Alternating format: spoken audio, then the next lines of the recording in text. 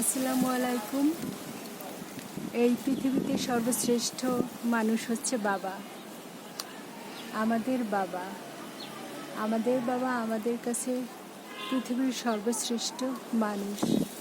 বাবা আমাদের জন্য অনেক পরিশ্রম করেছে। প্রত্যেকটা বাবাই তার সন্তানের জন্য পরিশ্রম করে, কিন্তু আমাদের বাবা একটু অন্যরকম ছিলেন।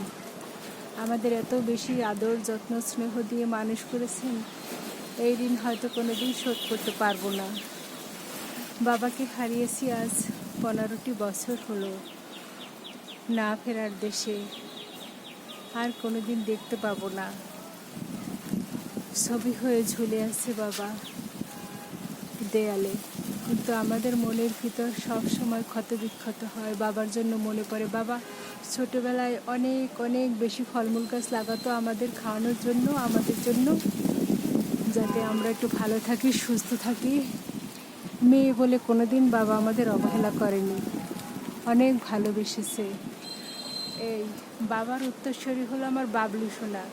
এখন বাবলু সোনার কাছে থাকি। বাবলু সোনা আবার সেই ফলমূল গাছপালা এই ড্রামে লাগিয়েছে, গাছপালা লাগাচ্ছেন, আর আমি হারভেস্ট করছি, আর আম্মুকে নিয়ে খাচ্ছি, আত্মীয় স্বজনকে দিচ্ছি, পাড়া প্রতিবেশীকে দিচ্ছি। খুব ভালো লাগে। দেখুন এই যে আষাঢ়ের আকাশ, এত তীব্র গরম, রোদ, কত সুন্দর। অবশেষে এই কলা গাছে কলা দেখা গেল, দৃশ্যমান কলা গাছা দেখা গেল। আমার মনে হচ্ছে যে এটা কি বলে, কাঁচকলা। কাঁচকলা আম্মু খায়, তাই আমার বাবলু কাঁচকলা ছাদ বাগানে লাগিয়েছে এই ড্রামে। সে সারাক্ষণ আম্মুকে নিয়ে টেনশন করে, আম্মুর সেবা যত্ন, আম্মুর ডাক্তার দেখানো। আম্মু আসলে থাকে রাষ্ট্রীয় মর্যাদায়। এভাবে কোনো বাবা মা বা কেউ শান্তিতে রাখতে পারবে কিনা জানি না। আমার বাবলু সোনার যথাসাধ্য অনুযায়ী সে চেষ্টা করে। মায়ের জন্য কাঁচা কলা গাছ লাগিয়েছে, যাতে মা যখন খেতে চাইবে তখন নিয়ে খাওয়াতে পারি।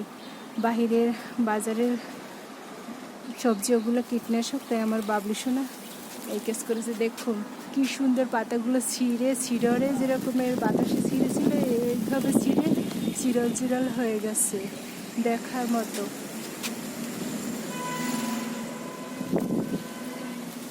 ছাদ বাগানেও তাহলে কলা চাষ করা যায়।